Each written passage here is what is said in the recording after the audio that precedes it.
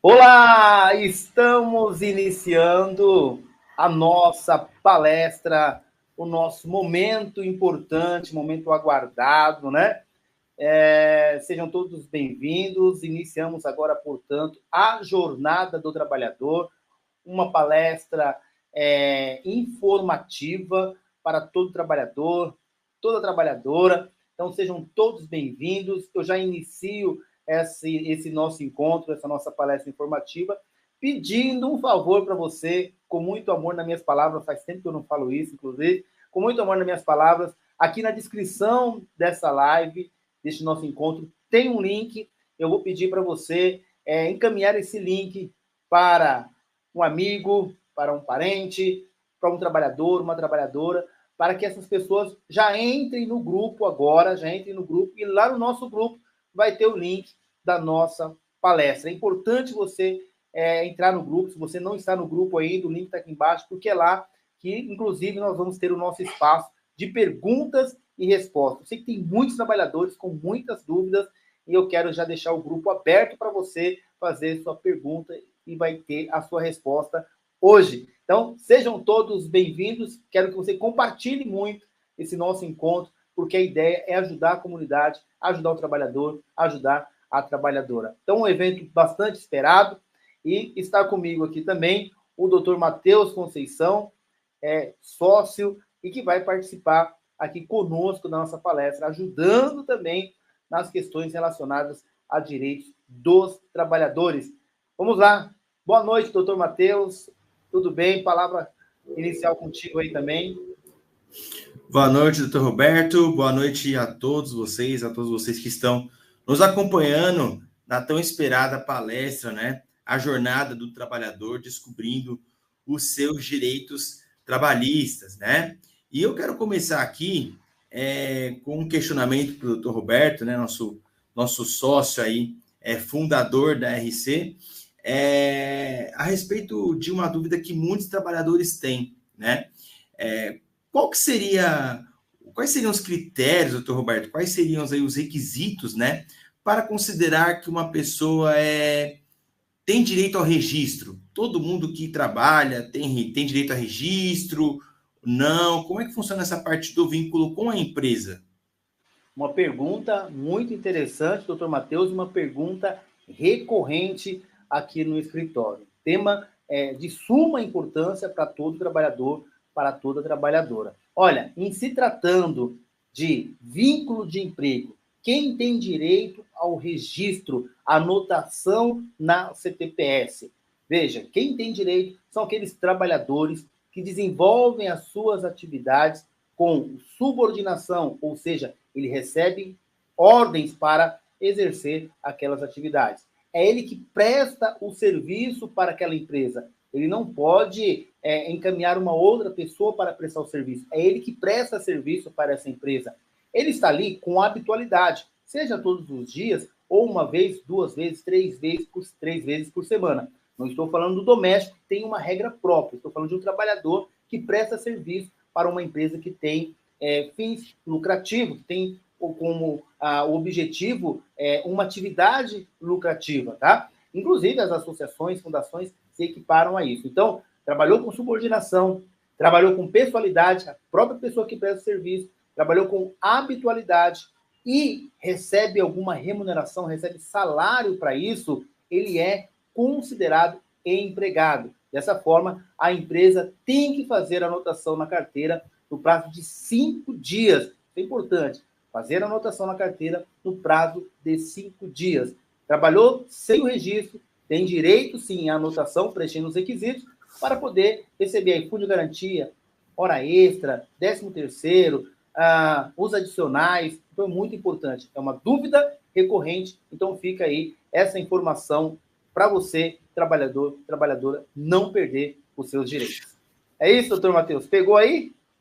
Peguei. Agora, eu acho que, diante de tudo isso que você falou, né, quais são os requisitos para a pessoa ter o registro na carteira, né? Ter a anotação aí na CTPS. Quais são os direitos que essa pessoa perde se não tiver o registro? Você falou que ela tem direito aí ao fundo de garantia, né?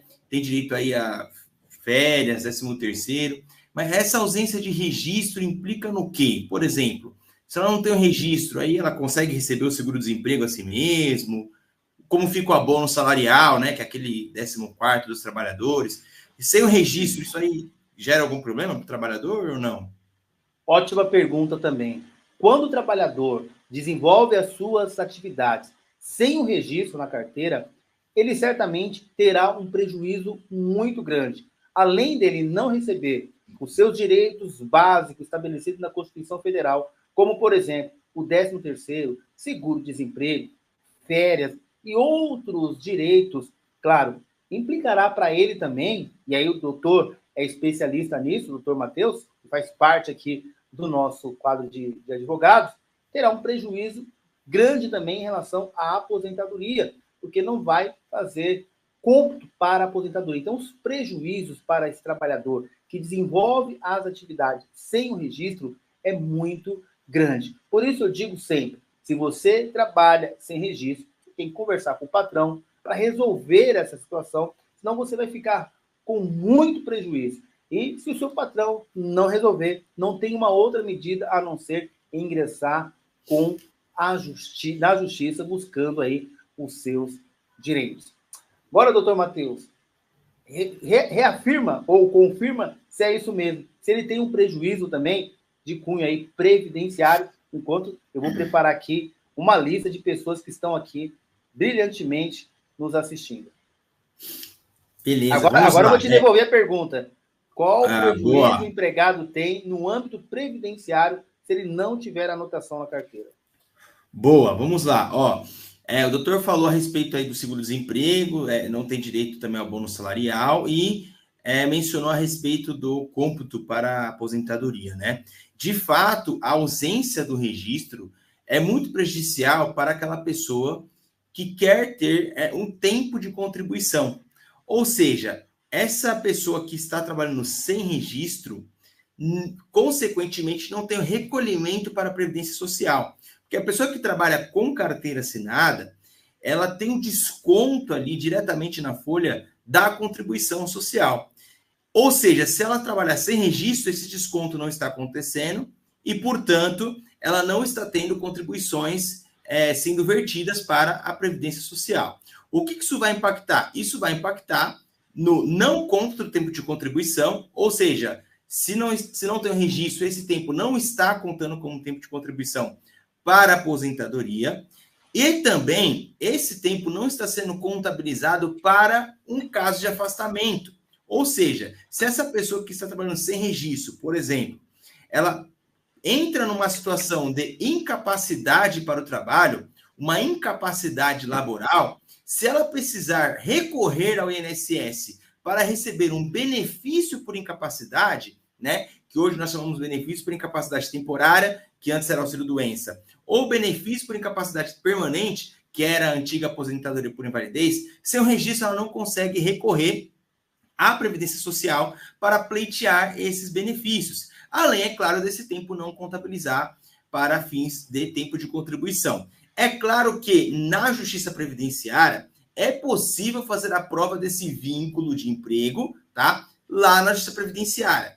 No entanto, se não houver o registro ali e tiver que fazer essa prova na Justiça Previdenciária, é uma prova muito mais complicada de se fazer, porque precisaria de testemunhas, tem uma série de questões mais complexas ali na área do direito previdenciário. Então, o prejuízo também atinge esse trabalhador na esfera do direito previdenciário.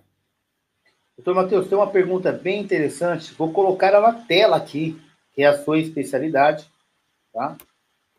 Tá aí.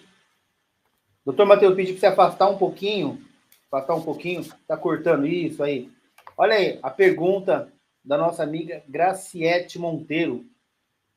Olha só. Boa noite, queria saber um pouco sobre o auxílio-doença. Fiz uma cirurgia, o médico me deu 2 meses, só que o INSS me negou, mesmo eu trabalhando fichada. E ainda continuo. O que ela pode fazer nesse caso? Sei que hoje o nosso encontro é mais sobre direito trabalhista, mas eu não poderia deixar a Graciete sem essa resposta. E eu já vi aqui no chat que tem mais perguntas sobre o INSS. Nós vamos tentar sanar o máximo de dúvidas possíveis aqui, tanto do direito do trabalho quanto do direito previdenciário, tá, gente? Olha só. Gracete, é o seguinte, o médico, né, o particular, que você teve esse diagnóstico aí, né, esse afastamento, ou seja pelo SUS, enfim, o INSS não está totalmente vinculado a esse documento, a esse atestado, a esse relatório médico, né, desse profissional. No entanto, o que acontece? Você teve esse relatório médico, esse afastamento, esse atestado pelo esse médico particular. Você provavelmente deve ter passado por uma perícia médica no INSS, ou você mesmo juntou lá o seu relatório médico, o seu atestado no sistema e não foi aceito. Esse perito do INSS, se ele verificar que você está capacitada para trabalhar, segundo o entendimento dele, você teria que voltar a trabalhar por conta dessa negativa do INSS. Mas você chega lá na empresa e o médico do trabalho diz o seguinte: olha, Graciete, você não está apta para trabalhar. Vai lá para o INSS. Nós chamamos isso de limbo. Se você ficar nesse limbo, nós temos alguns caminhos. O primeiro caminho é, se você falar, Matheus, olha, eu me sinto de fato incapacitada para trabalhar. O INSS negou indevidamente esse meu afastamento. Eu não estou me sentindo bem para trabalhar, o médico me afastou, né, por 2 meses, o INSS negou. O que fazer nessa situação?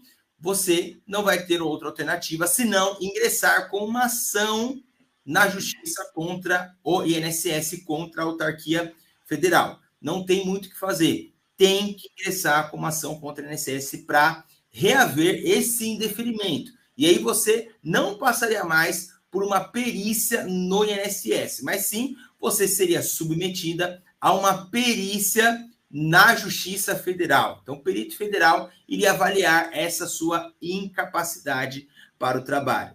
Outro sim, se você falar, Matheus, eu de fato me sinto capacitada para trabalhar, e a empresa que não quer te aceitar, aí o Dr. Roberto pode explicar melhor aqui, seria o caso de ingressar com uma demanda contra a empresa, pedindo uma reintegração e todo esse período que você ficou sem receber, porque a empresa não está te aceitando de volta, sendo que você se sente capacitada para trabalhar, tá? Então, seriam essas duas situações. Mas na situação que você me trouxe aqui, fiz o pedido de auxílio-doença, gostaria de saber um pouco sobre auxílio-doença, fiz uma cirurgia, o médico me deu 2 meses, só que o INSS negou, mesmo eu trabalhando registrada. Então, você trabalha registrada, você está incapacitada para trabalhar, e a INSS negou, tem que judicializar, ou seja, tem que buscar a justiça nesse caso, tá bom?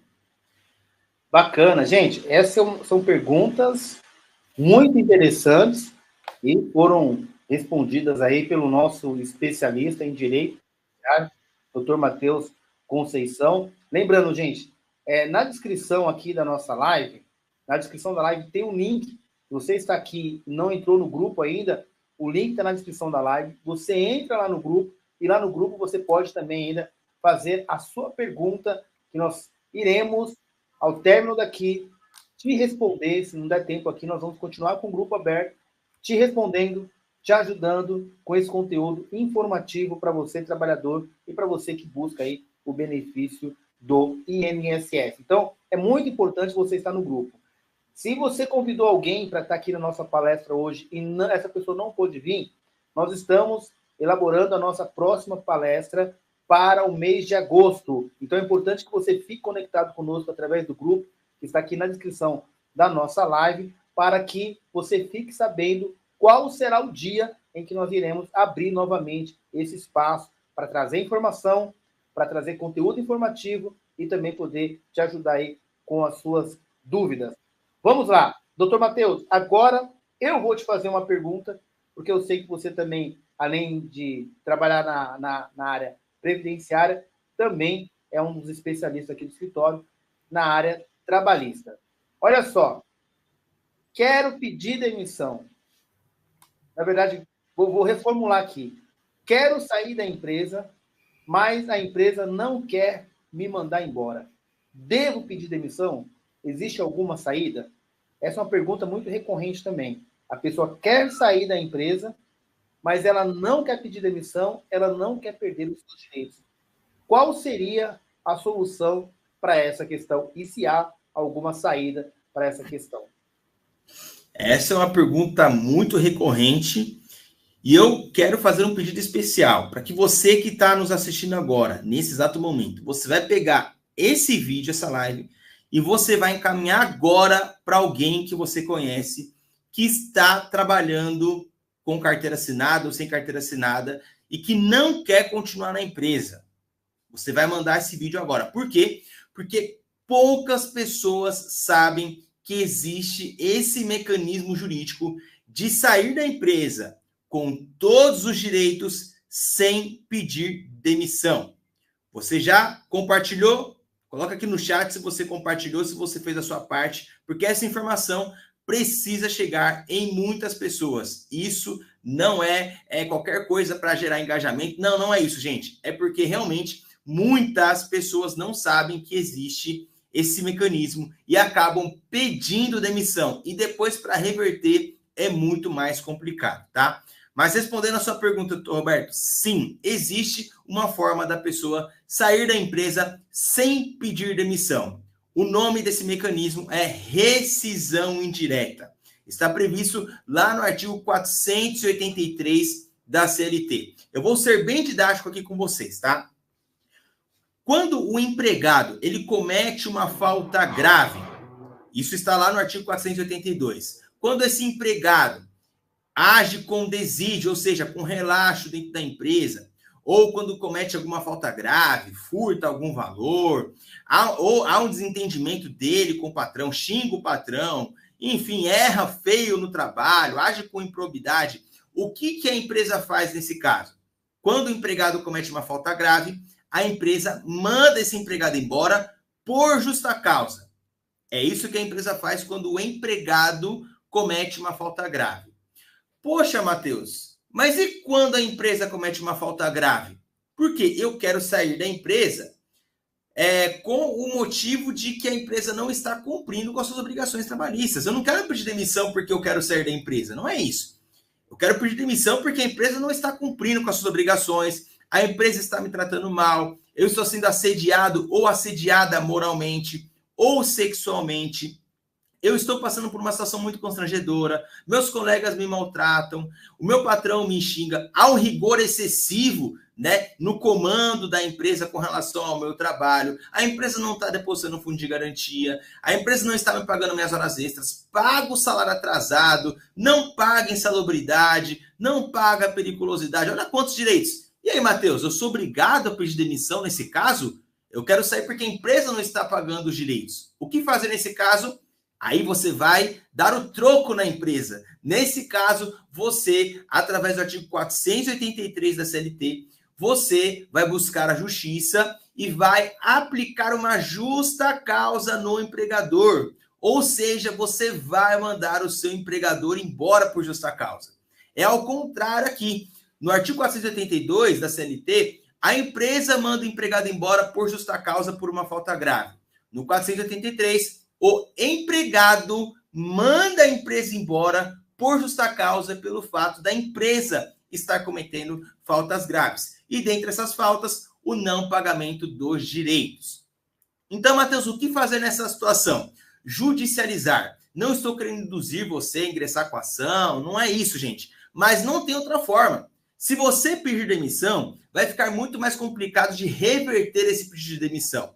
O entendimento majoritário dos principais tribunais é que o empregado deveria saber que existe a rescisão indireta, ou seja, os tribunais entendem que, poxa, esse empregado, ele sabe que tem a rescisão indireta, então não deveria ter pedido demissão. E aí é difícil do juiz reverter esse pedido de demissão para pagamento dos direitos. Ou seja, para concluir essa resposta, você não pede demissão quando a empresa estiver cometendo faltas graves. Você vai ingressar com a rescisão indireta para aplicar uma justa causa na empresa e receber todos os seus direitos como se a empresa tivesse te mandado embora. É isso mesmo. Você vai receber saldo do salário, férias proporcionais, 13º proporcional. Você vai ter o direito aí ao 40% do fundo de garantia, enfim, férias vencidas, tudo que você teria direito se você tivesse mandado embora sem justa causa. É isso. Deu para entender? Ficou claro aí, doutor Roberto? É mais ou menos por aí? Sensacional. É isso mesmo. Eu estou aqui navegando. Temos mais assuntos. Já falamos sobre trabalho sem registro. Falamos de um assunto muito importante, não peça demissão. Falamos de assuntos importantes sobre a possibilidade de ingressar com uma medida judicial quando o INSS nega ali o auxílio doença ou o auxílio por incapacidade. Tem muito tema interessante aqui, mas agora eu quero dar uma pausa, porque eu quero mandar um alô especial aqui para o pessoal que está nos assistindo aqui, doutor Matheus. Marcelo Silva está sempre conosco aqui, o Jailton Soeiro, a Bárbara, Gliase, é isso? Gliose, é isso? Nossa amiga, nossa colega de profissão, uma especialista também em direito do trabalho, direito previdenciário, está aqui nos prestigiando. Um abraço, um beijo, Bárbara. Fica com Deus aí, obrigado por estar aqui. A Elisângela Costa, Graciete, Antônio Osimar, o tio Almir Pupa está aqui também. Quem mais está aqui? Leider, quem mais? Tem gente chegando. Clay, olha, gente, muita gente assistindo a gente. Obrigado, pessoal, pela participação de vocês, pela presença aqui no nosso encontro. Se você ainda não entrou no grupo, nosso grupo está fervendo lá do WhatsApp, diariamente, conteúdo informativo, tudo sobre direitos dos trabalhadores, direitos dos aposentados, pensionistas. Já estamos organizando, doutor Matheus logo terá um evento aqui para nós também sobre o LOAS, né? O BPC LOAS, Benefício da Prestação Continuada da Lei Orgânica Social. Doutor Matheus é especialista, estamos organizando logo um evento também especial para este tema.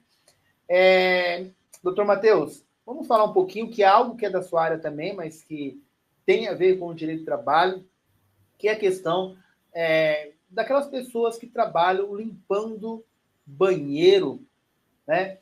Limpando banheiro, onde tem uma grande circulação. E aí, muita gente também pergunta, e se eu limpo o banheiro de um escritório? Se eu limpo o banheiro da lanchonete? Se eu limpo o banheiro da indústria? Tem condições?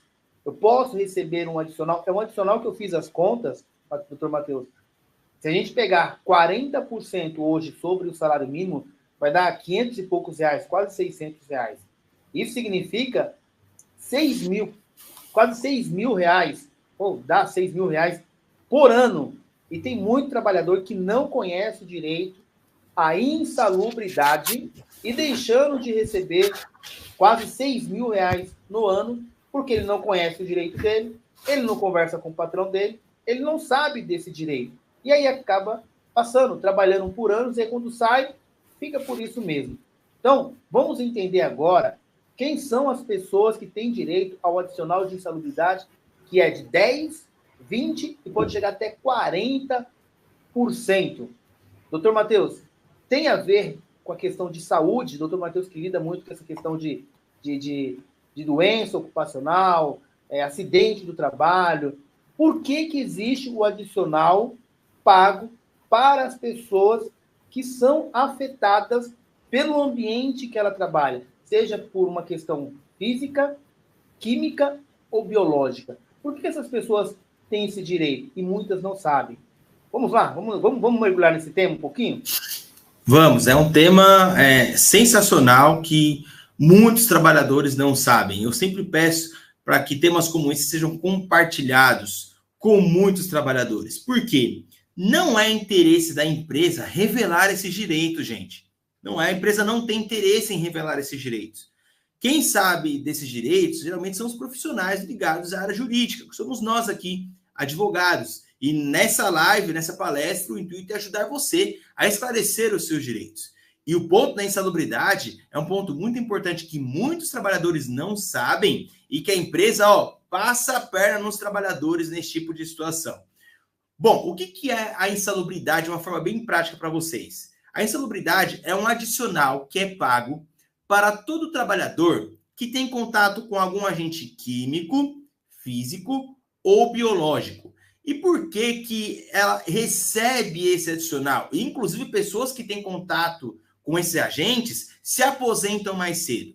Isso porque a legislação prevê que, se essa pessoa tiver contato com esses agentes nocivos, ela pode ter um desgaste físico maior do que os demais. Ou seja, é como se essa pessoa tivesse ali dia a dia tendo a sua saúde prejudicada por ter contato com esses agentes. Por isso que se aposentam mais cedo. É como se ela tivesse uma expectativa de vida menor porque ela tem contato com esses agentes, tá?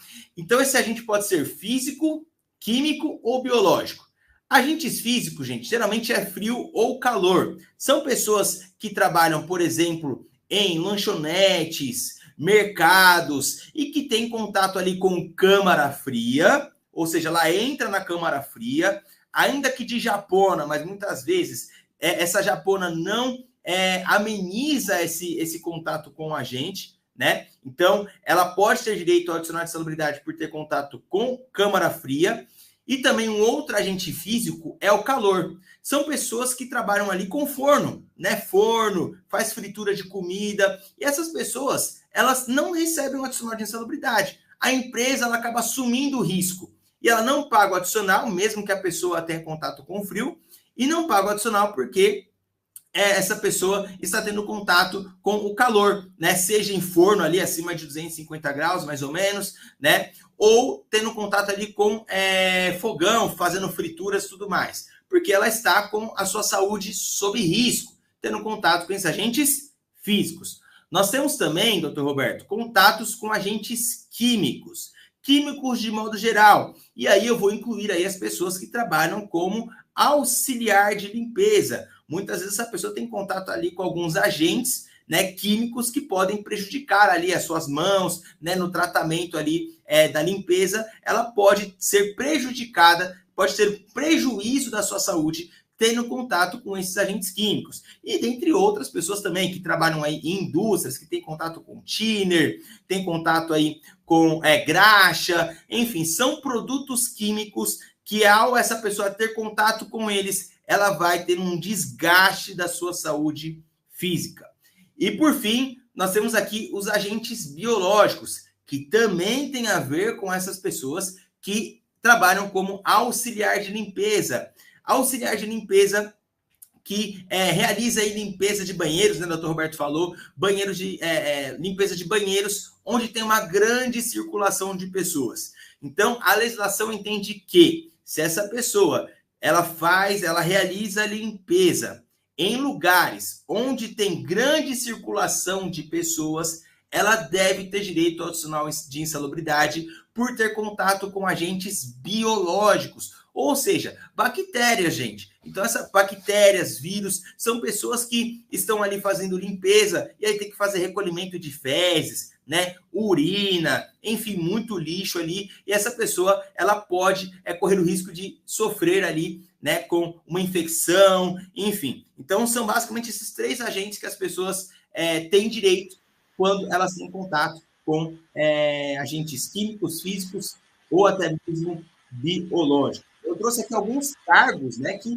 podem ser já vistos: auxiliar de limpeza, pessoas que trabalham em lanchonetes, que entram em câmara fria, faz fritura, forno, né? Pessoas que têm contato com vários agentes químicos, indústrias, enfim.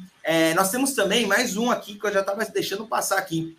Um agente físico também é o ruído, tá, gente? O ruído também gera direito ao adicional de insalubridade. São aquelas pessoas que trabalham em indústria, por exemplo, e elas têm ali muito barulho, né? Muito barulho. Embora elas usem ali aquele protetor auricular, mas muitas vezes o barulho é tão alto, o ruído é tão alto, que essa pessoa pode correr o risco de ter uma redução da sua audição. Então, quem trabalha em lugares aí que tem um ruído muito alto, cuidado, viu? Você pode ter a sua audição prejudicada e você deve receber aí o adicional de insalubridade em decorrência disso. Então, a ideia do adicional de insalubridade é, pelo menos, amenizar, né? Uma reparação para amenizar esse sofrimento, né? Isso. Essa questão do empregado ficar exposto a um agente físico, químico, biológico que vai aos poucos denegrindo a saúde deste trabalhador. Então, assim, além dele não receber o adicional, muitos não recebem adicionais. Eu estava vendo uma pesquisa esses dias, o tanto de trabalhador que trabalha em fast food, essas lanchonetes, que ele fica ali na chapa, depois vai pegar o alimento na câmara fria e fica na chapa, né? Ele tem esse desgaste na saúde dele e o quanto as empresas deixam de pagar. E muitos deles nem sabem que eles têm esse direito. Então, quando eu fiz um levantamento, são inúmeras empresas condenadas a pagar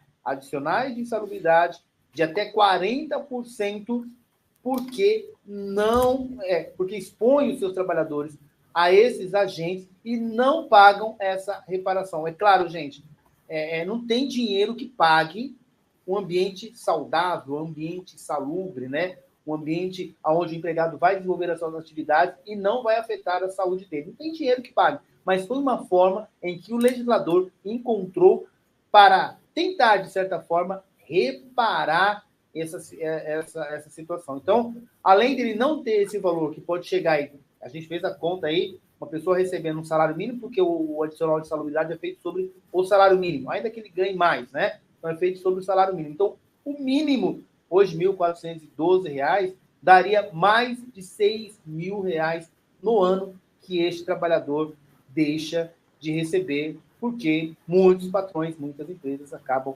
não efetuando este pagamento. E não somente isso, mas também, como o doutor Matheus explicou aí, ele deixa de se aposentar mais cedo, né? Tem isso efetivamente registrado. E com laudos, né? Tem laudos que PPPs. PPPs, os laudos que comprovam que o ambiente é insalubre, este empregado ele deixa de se aposentar mais cedo. É mais um problema, né, doutor Matheus? Com certeza, é mais um problema. Além desses, é que são muitos agentes, tá, gente? Mas quem trabalha com poeira também, se vem, né, uma poeira muito forte, ele inala essa poeira também, é prejudicial, né?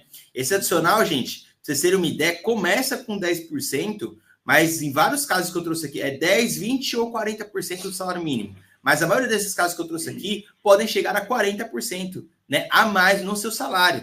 Então, isso é algo que não pode se deixar de se considerar quando você está trabalhando com esses agentes, fora a questão da aposentadoria também, né? Pode afetar bastante. Doutor Matheus, dê uma olhada em mais alguma pergunta aí. Enquanto isso, eu quero fazer a chamada do pessoal. Pessoal, o link está aqui na descrição da live. O doutor Matheus separou alguns temas importantes, ele vai fazer mais uma pergunta aí. Mas, enquanto isso, entre no grupo, o link está aqui na descrição da live. Porque terminando aqui, nós vamos continuar o nosso bate-papo lá no grupo. Quem tiver no grupo vai ter mais respostas, né, das suas perguntas. Então, é importante você estar no grupo, o link está aqui embaixo, e você vai ficar sabendo também do nosso próximo encontro. Olha só, doutor Matheus, enquanto você encontra aí, ou faça mais algumas perguntas, a Elisângela, sou costureira e nunca recebi esse adicional.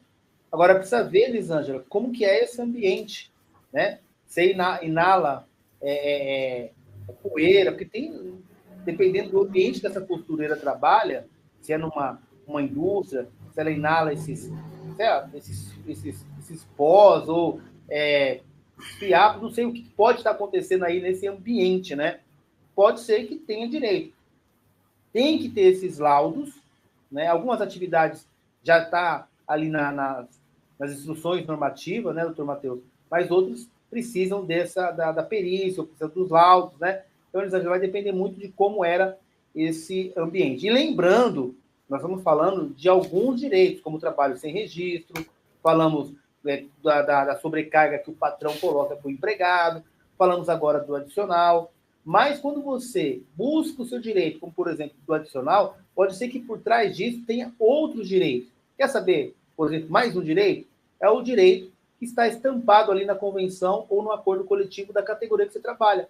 Então, talvez você nem saiba disso, mas existe uma regra que está na convenção, ou algumas regras que são na convenção ou no acordo coletivo da atividade que você desenvolve, o qual a sua empresa está vinculada, que ali naquele acordo, naquela convenção coletiva, pode ter direitos como convênio médico, piso salarial, uma porcentagem diferenciada para você que trabalha à noite, uma hora extra diferenciada para você que trabalha com essa categoria. Então, sempre quando vai se fazer uma análise de direitos, nós estamos trazendo alguns, mas são outros inúmeros direitos que o trabalhador tem, inclusive esses que estão na convenção e no acordo coletivo, que se a empresa não cumprir a convenção e o acordo coletivo, ela poderá ser condenada a rescindir o contrato e pagar todos os direitos para o trabalhador, como se ele fosse dispensado. Por isso, o trabalhador, muitas vezes, quando ele pede demissão da empresa.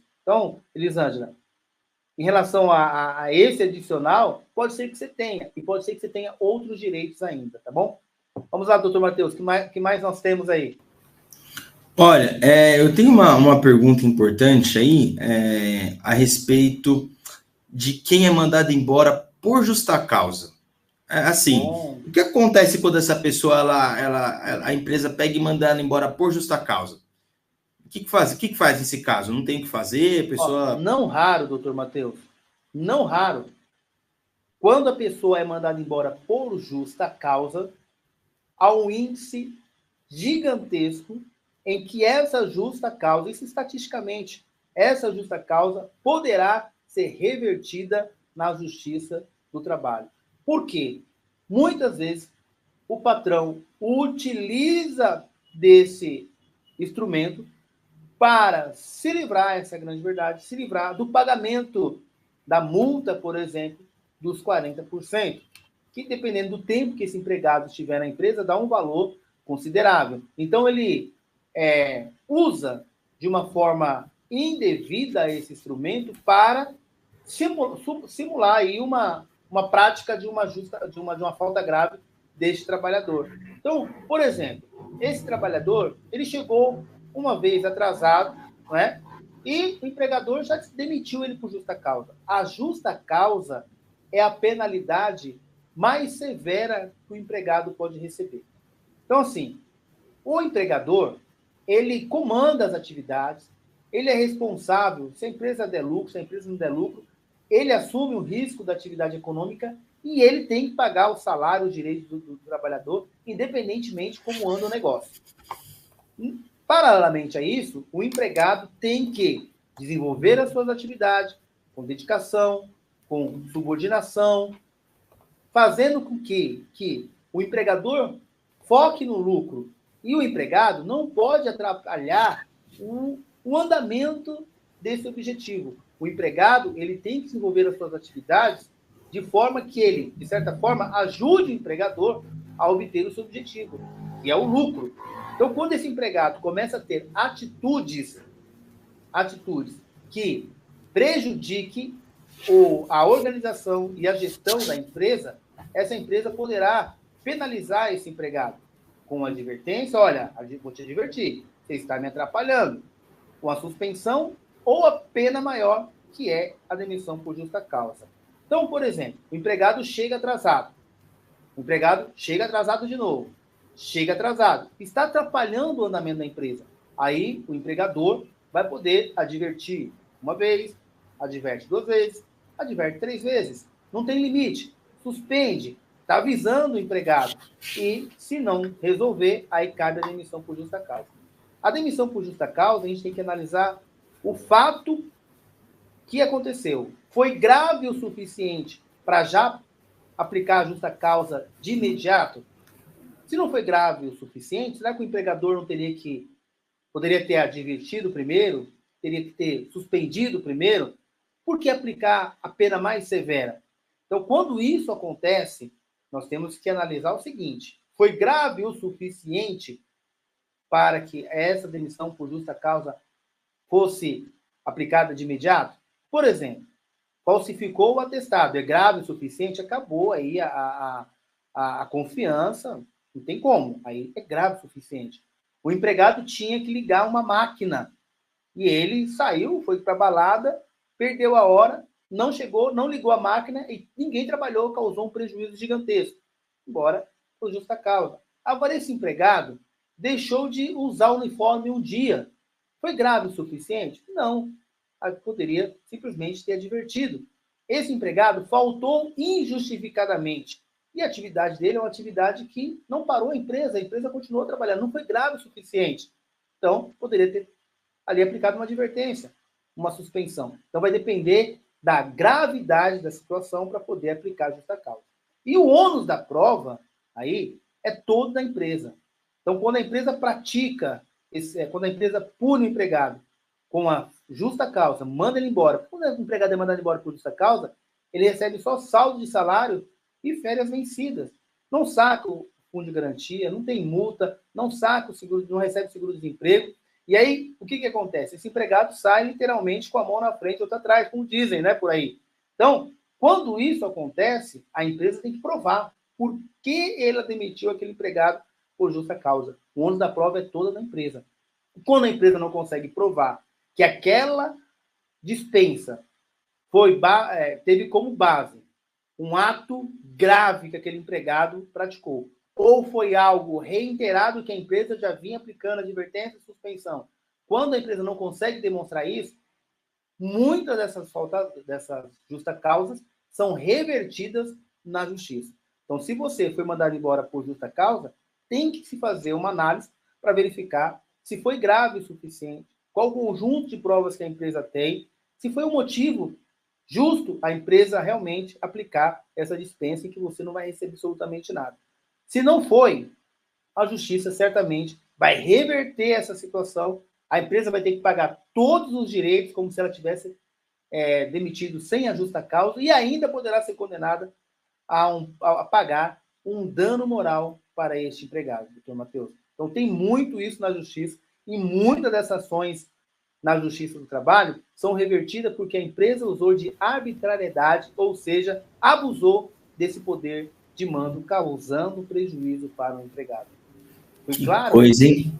Opa, sensacional. Então, se você está passando por essa situação de ter sido dispensado por justa causa, por uma suposta falta grave, né? E aí tem que ser uma falta grave mesmo, é possível aí você reverter caso você não concorde com essa dispensa. Doutor Roberto, a gente tem mais um tempinho, que eu tenho uma pergunta aqui, sim, que é muito importante mesmo, que tem muita gente nessa situação, e eu quero saber o que você pensa sobre isso e o que a legislação diz sobre isso. Olha só, eu comecei a trabalhar numa empresa e ela me mandou abrir um MEI.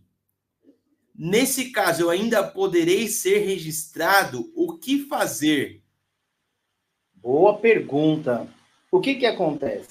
Da mesma forma que a empresa usa da justa causa para se beneficiar, muitas empresas utilizam a famosa pejotização ou pede para o empregado abrir um MEI, tirar um CNPJ para ela se aproveitar, né, daquele trabalhador.